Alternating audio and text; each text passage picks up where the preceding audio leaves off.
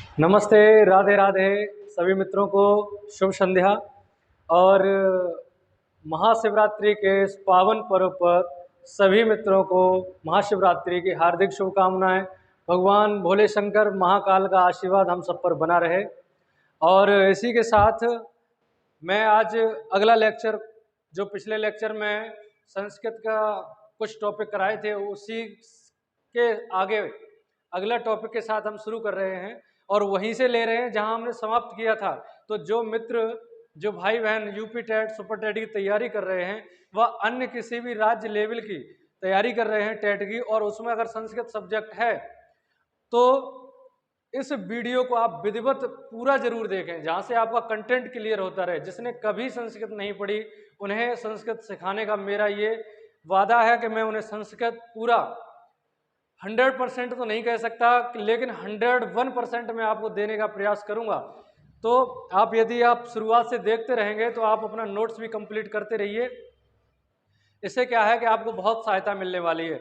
और नोट्स पढ़ाने का तरीका और कंटेंट आपको समझ में आ रहा है तो बहुत अच्छी बात है। लाइक करते रहिए और शेयर करते रहिए। और जैसे कुछ पूछना है, कुछ समझ में नहीं आया, तो आप कमेंट के माध्यम से हमें बताते रहिए।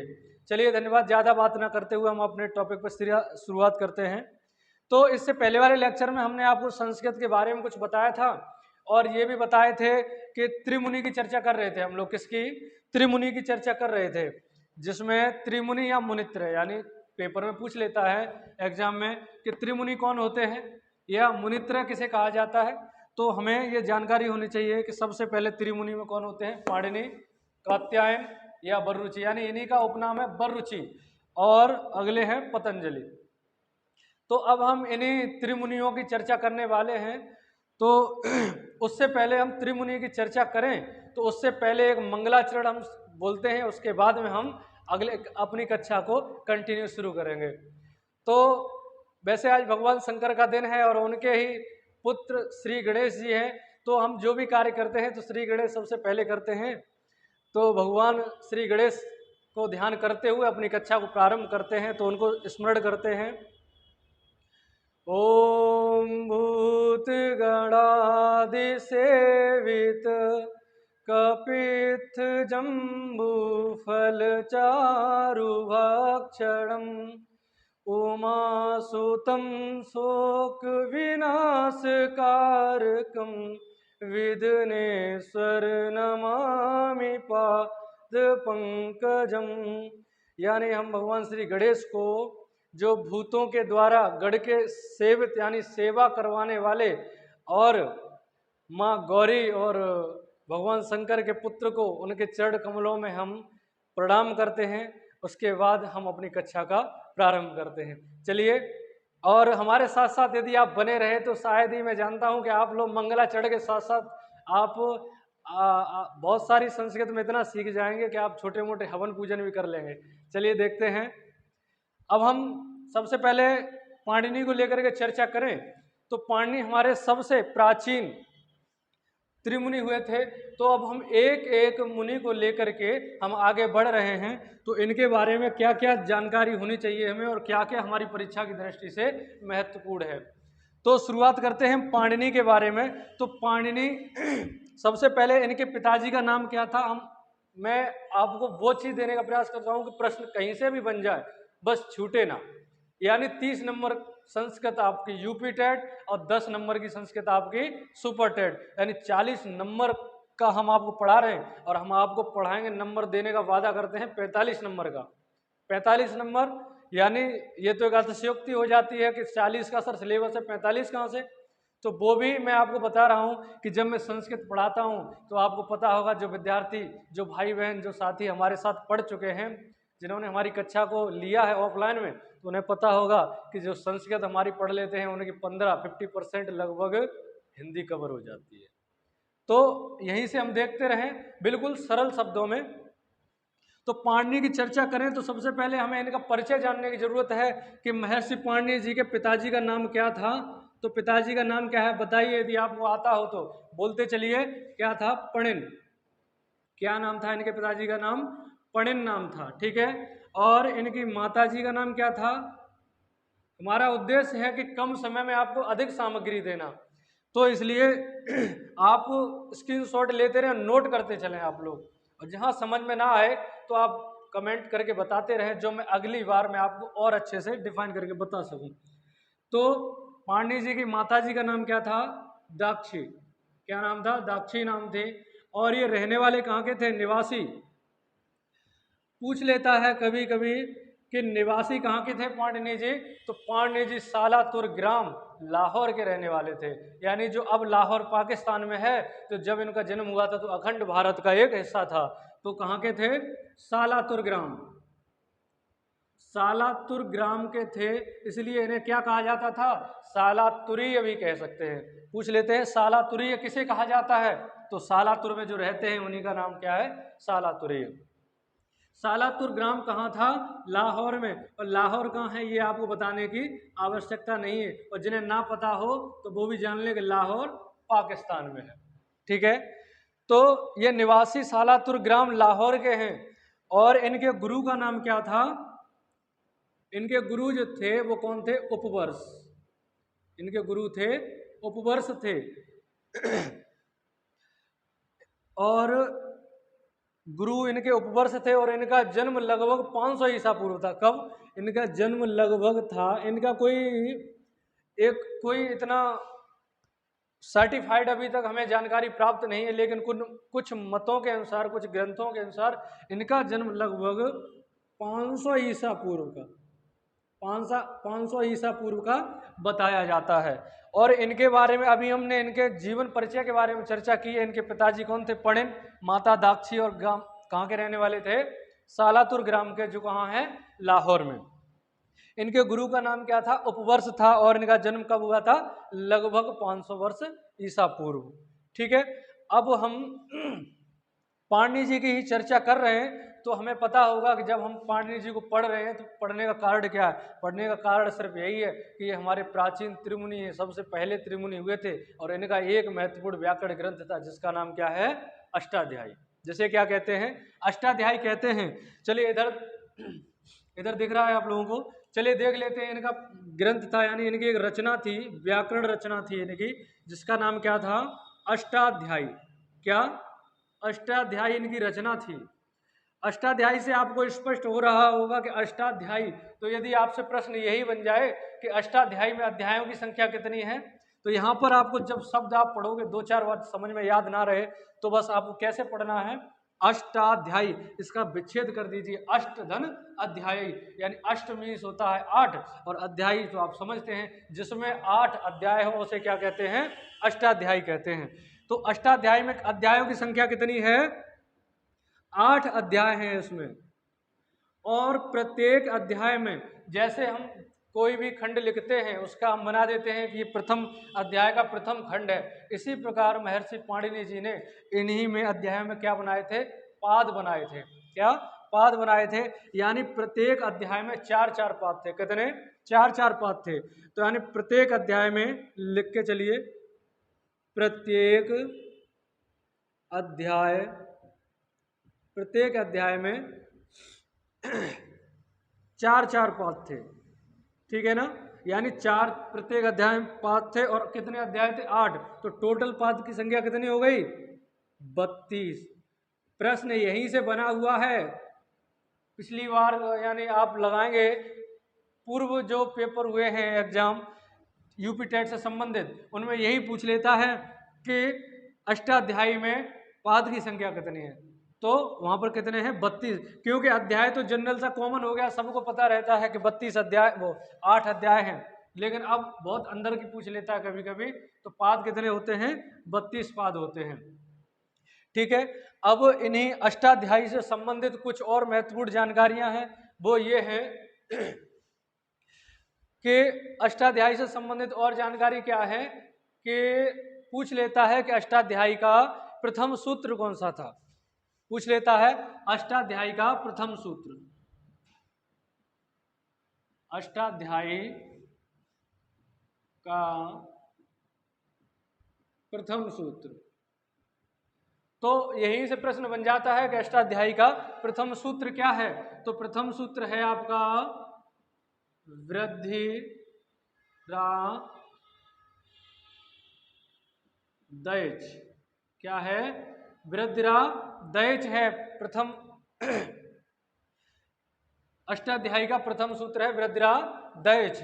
अब वृद्धिरादैच सूत्र है ये प्रथम, तो इसके पीछे एक नंबर पड़ा रहता है, वो क्या है? प्रथम अध्याय का प्रथम पाद का प्रथम सूत्र। क्या है? प्रथम अध्याय के प्रथम पाद का प्रथम सूत्र। यानी अध्याय कितने हैं? 8 है, तो प्रथम अध्याय का। और पाद कितने होते हैं? प्रत्येक अध्याय में 4-4 पाद होते हैं, तो प्रथम अध्याय के प्रथम पाद का प्रथम सूत्र। जहां भी आपको ऐसा नंबर दिख जाए तो बस यही समझ लें, पहला जो है वो अध्याय को बता रहा है, और दूसरा नंबर जो है वो आपके पाद की संख्या बता रहा है, और लास्ट वाला जो है वो हमारे सूत्र की संख्या बता रहा है।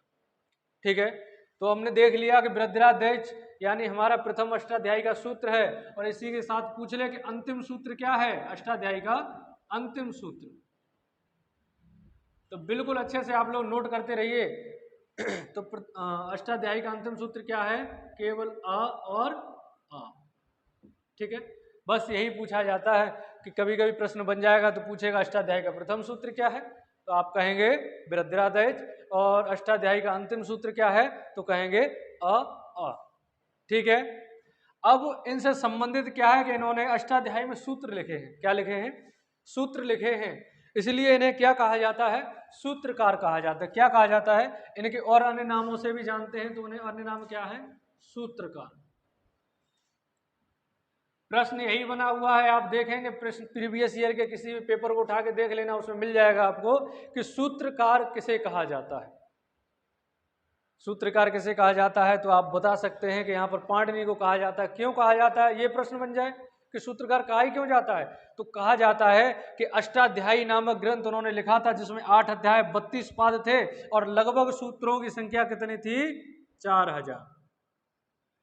कितनी थी? 4000 लगभग थे, 4000 सूत्र। ठीक है, ये सूत्र थे लगभग 4000 सूत्र, लेकिन कभी कभी 4000 ना दे करके ऑप्शन में रहता है 3978। ये भी देखे रहना आप, यानी 3978 सूत्र होंगे, या फिर लगभग 4000 सूत्र देते हैं। तो अब यहीं पर इन्हीं सूत्रों पर, यानी 4000 सूत्र हो गए, इन्हीं सूत्रों के आधार पर महर्षि कात्यायन जी ने क्या किया? इन्हीं सूत्रों पर वार्तिक लिख दिए। क्या? वार्तिक लिख दिए। तो अब हम आगे चर्चा करने वाले हैं कौन से? त्रिमुनि के कात्यायन महोदय की। तो इसे आप नोट करते रहिए, स्क्रीनशॉट ले लीजिए, और आगे चलते हैं अब हम लोग। क्योंकि त्रिमुनि में सबसे पहले तो पाणिनि थे, और इनके संबंध में और भी जानकारियां होंगी, वो मैं आपको लगभग साथ ही साथ क्लास के साथ में देते भी रहेंगे हम। तो अब इनके बाद पाणिनि जी के बाद अब कौन आते हैं? आपके कात्यायन महोदय। और कात्यायन महोदय का उपनाम क्या है? यानी दूसरा नाम, उपनाम तो सभी को होते हैं ना सर? वररुचि नाम था। जैसे किसी का नाम, जैसे गांव में कुछ और है और बाजार में, मतलब स्कूल में कुछ और लिखा रहता है, वही इनका था, उनका घरेलू नाम था, प्यार में रख दिया था, वररुचि रख दिया। नहीं, आजकल रख देते, किसी का टिंकू रख दिया, किसी का पिंकू रख दिया, किसी का चिंटू रख दिया, ऐसे नाम रख देते हैं, लेकिन नाम कुछ और होते हैं। ठीक है, इसी प्रकार कात्यायन महोदय जी का भी नाम क्या रखी दिया था? वररुचि। लेकिन उनको एक उपाधि भी प्राप्त थी। उपाधि कौन सी थी? कि उन्हें वार्तिककार कहा जाता था। प्रश्न यहीं से बनता है, सबसे ज्यादा पूछ लेता है, वार्तिककार किसे कहा जाता है? तो वार्तिककार की जब चर्चा हो, यानी वार्तिककार किसे कहते हैं? कात्यायन महोदय को। तो अब हम चर्चा कर लें कात्यायन महोदय की। कात्यायन, तो कात्यायन का उपनाम क्या था? वररुचि। वररुचि। और वररुचि के साथ साथ जिन्होंने जो कार्य किए थे, कार्य क्या किए थे कि जो पाणिनि जी ने सूत्र लिखे थे अष्टाध्यायी पर 4000, तो उन्हीं सूत्रों में कुछ संशोधन करके, यानी जो समय अनुसार जैसे जैसे आवश्यकता बढ़ी जिन सूत्रों की, तो उन्होंने उन सूत्रों का विकास किया। तो उन सूत्रों को उन्होंने काटा नहीं, खत्म नहीं कर दिया, कि उन्होंने आज के जमाने के हिसाब से जैसे कि काम उनका है और अपना नाम करने के लिए उनका तो नाम हटा ही देते हैं, लेकिन उन्होंने ऐसा नहीं किया। उन्होंने क्या किया? उसी सूत्र में कुछ मॉडिफाई यानी परिवर्तन करके पीछे क्या लिख दिया? वार्तिक लिख दिया। इसलिए इन्हें क्या कहा जाने लगा? वार्तिककार। क्या कहा जाने लगा? वार्तिककार कहा जाने लगा। तो जब हम कात्यायन के बारे में ज़्यादा जानकारी नहीं मिलती है, क्योंकि कात्यायन एक क्या थे? ये दक्षिण यानी दक्षिणात्य थे, यानी दक्षिण भारत में इनका जन्म हुआ था। इनकी कोई निश्चित अभी सटीक जानकारी नहीं मिलती है। इन्होंने क्या किया था इनका जन्म लगभग 350 ईसा पूर्व हुआ था। क्या? 350 ईसा पूर्व लगभग जन्म हुआ था इनका, और दक्षिण में शायद हुए थे, तो इसलिए इनकी कोई ज़्यादा जानकारी नहीं। बस इनसे प्रश्न ये बनता है कि वार्तिक कार किसे कहा जाता है? तो जैसे कहीं कहीं आपको मिल जाएगा, जैसे री ली वर्डियो मिथा सावर्ण्यम वाच्यम, यानी री और री सवर्णी वर्ड किस कैसे कहे गए। री और री वर्ड को जब मैं आगे आपको बताऊंगा, जिसके समझ में नहीं आ रहा कोई बात नहीं, जब आगे हम चर्चा करेंगे जब व्याकरण की और अच्छे से, तो उसमें मिलेगा आपको री और ल वर्ड, यानी ये वाला, यानी ऋषि वाला री और ल, ये दोनों वर्ड सवर्णी क्यों कहलाए? वैसे सवर्णी नहीं है, ऋतु ऋषाणाम मूर्धा लतु लसानाम दंता, क्योंकि री का उच्चारण स्थान मूर्धा है और ल का स्थान दंत है, तो ये सवर्णी तो कैसे भी नहीं हो सकते। लेकिन यहीं पर वार्तिककार हमारे कात्यायन महोदय जी ने एक अनोखा तरीका ढूंढ के निकाला। उन्होंने क्या कह दिया कि री ली वर्ड योर मितः सावर्ण्यम वाच्यम, यानी री और ली दोनों वर्णों को सवर्णी कहा जाना चाहिए, और सवर्णी कहा जाना चाहिए। इसी प्रकार पिछली बार के यूपीटेट में पूछा गया है कि री और यानी ली के उच्चारण स्थान कितने प्रकार के होते हैं। तो ली और ली के उच्चारण स्थान मतलब इनको इसके कितने भेद हैं, पूछ ले री के कितने भेद हैं, ल के कितने भेद हैं, तो आपको शायद जानकारी नहीं होगी। मैं बता दूं कि वर्णमाला में हम आ को लगभग 18 प्रकार से लिख सकते हैं। जो हम लोग आ पढ़ते हैं, ई पढ़ते हैं, ऊ पढ़ते हैं, इन्हें लगभग हम 18 प्रकार से लिख सकते हैं। उसी प्रकार हमारा जो री है इसे भी हम 18 प्रकार से लिख सकते हैं, और जो ल है इसे हम 12 प्रकार से लिखते हैं। इसके 12 भाई और हैं ल के, और री के 18 भाई और हैं इसी प्रकार के। तो इसी प्रकार पूछा गया था कि री और ली जब सवर्णी वर्ड है तो ल के उच्चारण स्थान यानी ल के कितने भेद हो गए, तो ल के मिलाकर के कितने भेद होते हैं? 30 भेद। और यही प्रश्न में आया था, पूछा गया था ल के कितने भेद थे, कितने भेद हैं, तो वहां पर एक ऑप्शन में 18 था, 12 था नहीं, तो इसलिए वहां पर कौन सा ऑप्शन था? 30 ऑप्शन था। ठीक है, बस ये चीज हमें थोड़ी थोड़ी जानकारी रखनी है। तो वार्तिककार जब भी पूछे तो किसे कहा जाता है? कात्यायन महोदय जी को। लेकिन यहीं पर एक कंफ्यूजन पैदा करने वाला यानी संशय दिमाग में डालने वाला एक प्रश्न आता है कि वृत्तिकार किसे कहा जाता है? वार्तिककार तो आपने पढ़ लिया कि वार्तिककार हम किसे कहते हैं? कात्यायन को कहते हैं। लेकिन पूछ ले वृत्तिकार किसे कहते हैं? तो कात्यायन के बारे में इतनी ही जानकारी थी, और इनका इनकी एक रचना थी स्वर्गारोहणम। कौन सी? स्वर्गारोहणम। तो उसे भी यही लगे हाथ लिखते चलिए, आगे भी हम लिखाएंगे, लेकिन कोई चीज़ जब 2-4 बार रिपीट हो जाएगी याद ही हो जाएगी। इनकी एक रचना है स्वर्गारोहणम, स्वर्गारोहणम, ठीक है, इनकी एक रचना है। और आपको जानकारी होगी कि शायद है कि वो महाभारत का 18वें पर्व का नाम भी क्या है? स्वर्गारोहण। और कात्यायन महोदय की पुस्तक का नाम, रचना का नाम क्या है? स्वर्गारोहणम। तो हमेशा ध्यान रखना कि महाभारत का 18वां अध्याय का नाम क्या है? स्वर्गारोहण। जब मैं आपको आगे चर्चा करूंगा वैदिक साहित्य के बारे में, तो आपको महाभारत रामायण से संबंधित जितने भी प्रश्न बनते हैं मैं सारे आपको कराऊंगा। ठीक है, चलिए यहाँ पर जब हमने वार्तिककार पढ़ा दिया, अब हमने चर्चा कर ली है वृत्तिकार कैसे कहा जाता है, क्योंकि वार्तिककार पढ़ लिया और वहां प्रश्न में आ गया वृत्तिकार, तो क्या करेंगे हम लोग? तो बस वो जानना जरूरी है। तो वृत्तिकार किसे कहा जाता है? वृत्तिकार कहा जाता है भट्टोजी दीक्षित को। किसे कहा जाता है? भट्टोजी दीक्षित को कहा जाता है, लेकिन वो त्रिमुनि नहीं है, ये ध्यान रखना। त्रिमुनि केवल कौन कौन है? पाणिनि, कात्यायन, पतंजलि। लेकिन मैं यहाँ पर आपको वार्तिककार बता रहा था, उसी के साथ साथ मैं सोच रहा हूँ कि आपको वृत्तिकार भी बता दूँ, क्योंकि वृत्तिकार और वार्तिककार में ज़्यादा फर्क नहीं मिलता है। तो वृत्तिकार जब भी पूछे वृत्तिकार किसे कहा जाता है, तो वो कहा जाता है भट्टोजी दीक्षित को। कैसे? भट्टोजी दीक्षित। ठीक है, भट्टोजी दीक्षित को क्या कहा जाता है? वृत्तिकार कहा जाता है। और वार्तिककार किसे कहा जाता है? कात्यायन महोदय को। और यहीं पर अगर देखा जाए तो भट्टोजी दीक्षित की एक रचना थी, कौन सी? सबसे महत्वपूर्ण है यहीं पर, कौन सी है? सिद्धांत कौमुदी। कौन सी है? सिद्धांत कौमुदी। पूछ लेता है कभी कभी कि सिद्धांत कौमुदी किसकी रचना है? तो भट्टोजी दीक्षित की रचना है ये सिद्धांत कौमुदी। अभी यहाँ पर भी एक प्रश्न बन जाएगा, वो कैसे बनेगा बताते हैं अभी हम। भट्टोजी दीक्षित की रचना कौन सी है? सिद्धांत कौमुदी। लेकिन यहीं पर अगर सिद्धांत कौमुदी बस कुछ ही शब्द यानी एक शब्द का फर्क है, यहीं पर सिद्धांत कौमुदी की जगह पे आ जाए लघु सिद्धांत कौमुदी किसकी रचना है? प्रश्न बन सकता है, आप लोग अगर ध्यान से नहीं पढ़ा तो भूल सकते हैं आप लोग कि सिद्धांत कौमुदी हमारी भट्टोजी दीक्षित की, भट्टोजी दीक्षित को वृत्तिकार कहा जाता है और वार्तिककार किसे कहा जाता है? कात्यायन महोदय को।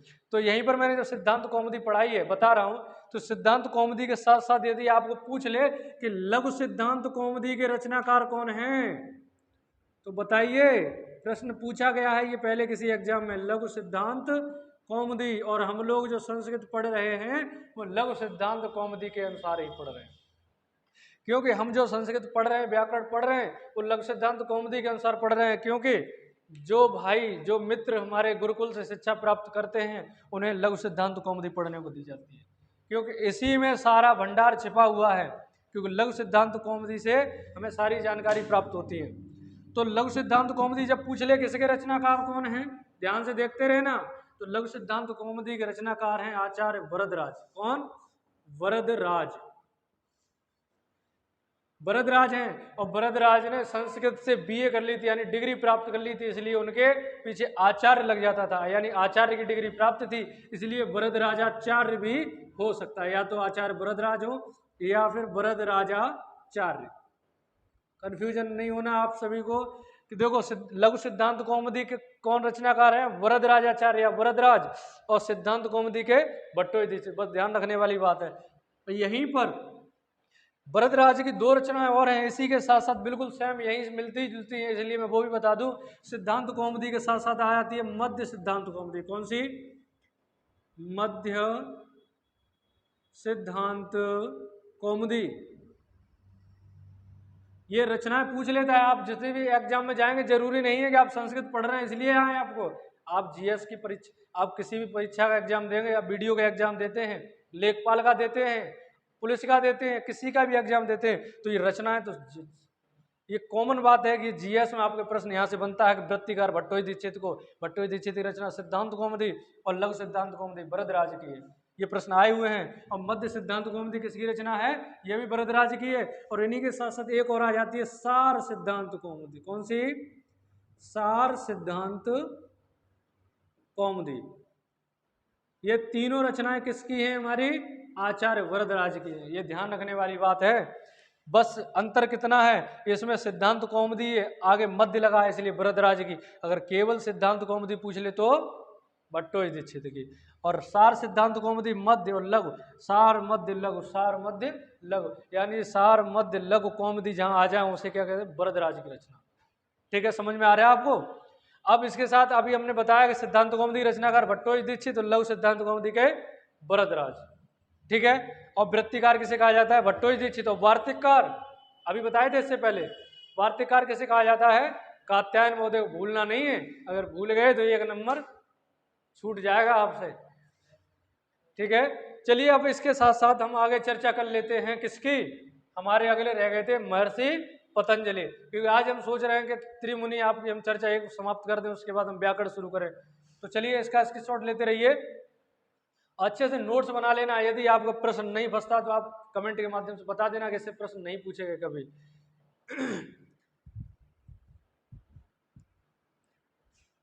चलिए अगला हम देखते हैं किसे, पतंजलि को हम पढ़ने चलते हैं, क्योंकि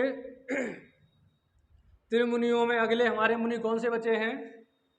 पतंजलि, क्योंकि पाणिनि कात्यायनी की चर्चा कर लिए हम, अगले हैं पतंजलि। अब जब हम पतंजलि की चर्चा कर ही रहे हैं तो पतंजलि को और किस नाम से जाना जाता है? इन्हें भाष्यकार के नाम से जाना जाता है। किस नाम से? भाष्यकार के नाम से जाना जाता है। वो क्यों?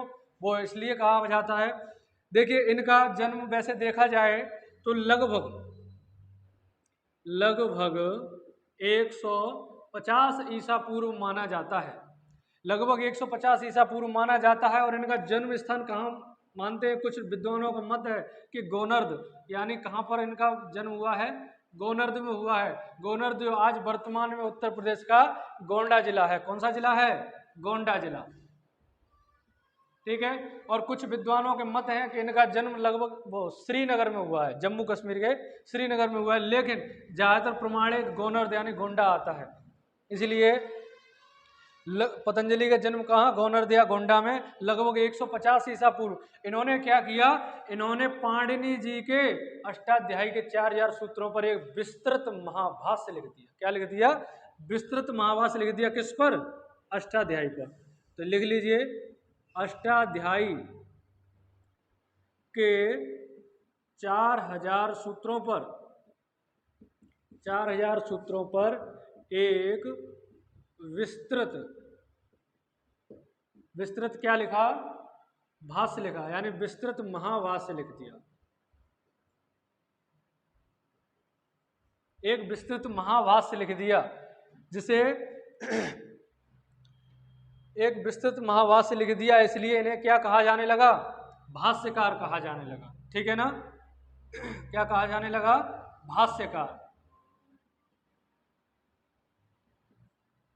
ठीक है। तो पूछ लेता है कभी कभी कि भाष्यकार किसे कहा जाता है, तो भाष्यकार किसे कहा जाता है, पतंजलि को कहा जाता है। इन्होंने विस्तृत भाष्य लिख दिया, इसलिए इनका इसे क्या कहा गया, महाभाष्य। ठीक है, महाभाष्य की रचना कर दी इन्होंने 4000 सूत्रों पर अष्टाध्यायी के। और इन्होंने अष्टाध्यायी को तो बांटा था 8 अध्याय और 32 पाद में, तो इन्होंने भी क्या कर दिया, महाभाष्य को भी बांट दिया किसी में, इन्होंने भी खंड कर दिए। कितने खंड कर दिए वो हमें जानना है। तो महाभाष्य के इन्होंने क्या कर दिए, 84 आहनिक कर दिए। क्या, 84 आहनिक कर दिए, आहनिक। ठीक है, अब आहनिक क्या है, आहनिक वही है, उन्होंने पाद कर दिए, इन्होंने आहनिक कर दिए, हैं सभी के खंड ही, लेकिन नाम बदल दिया है।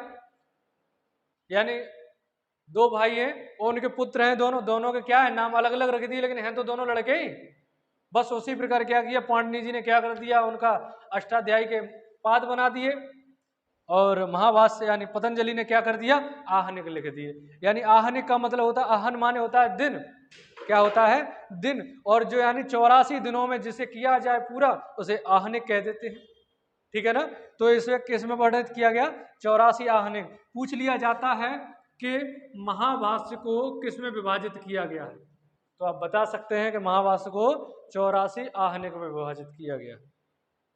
ठीक है, आज हमने लगभग में मैंने चर्चा कर लिया है। अभी 100% तो इनके बारे में नहीं बताया, लेकिन जितना हमारी एग्जाम की दृष्टि से आता है, जितना UP TET super TET level में पूछा जाता है, उससे लगभग मैंने एक्स्ट्रा में ही बता कर चला हूँ कि कहीं से भी प्रश्न बन जाए आप भूले ना।